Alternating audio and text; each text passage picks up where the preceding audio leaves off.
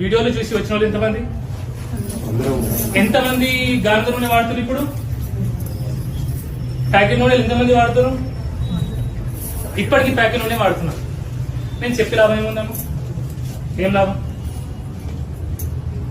నాకు ఇదేం పెద్ద లక్షల ఫాలోవర్స్ సారీ, ఎందుకంటే నాకు నా వాళ్ళు బయట తేడా లేదు. నీకు అర్థం కాదు.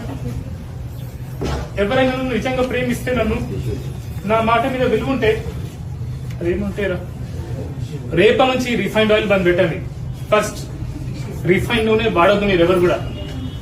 ఒకటి, చక్కెర వాడకండి, షుగర్ వాడకండి దయచేసి ప్లీజ్. మీకు చిన్న చిన్న పిల్లలు ఉన్నారు, ప్రేమిస్తారు కదా స్కూల్కి వెళ్ళే పిల్లలు. చాక్లెట్లు, బిస్కెట్లు, చిప్స్, ఫోన్లో చేతితో ఫోన్ ఇచ్చేసి అక్కడే.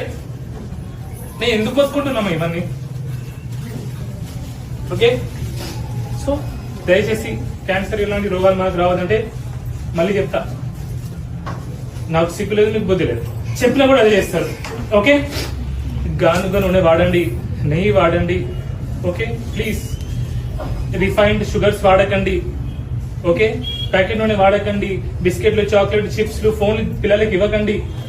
ఓకే, బయట తిండి తినకండి. ఓకే, ఇంట్లోనే వండుకోండి. మన పిల్లల్ని ప్రేమిస్తాం కదా, ఇంటి తిండే పెట్టాలి కదా. ఓకే, ఇంకా దయచేసి ఒక 16 గంటలు ఏం తినకుండా ఉండండి. ఎప్పుడు తింటూ ఉండకండి. ఎప్పుడు తినడం కూడా పెద్ద రోగం. ఒక్కొక్కరి మొత్తం బొత్తలు వచ్చుకున్నాయి. ఓకే, ఎప్పుడు తింటా ఉండకండి.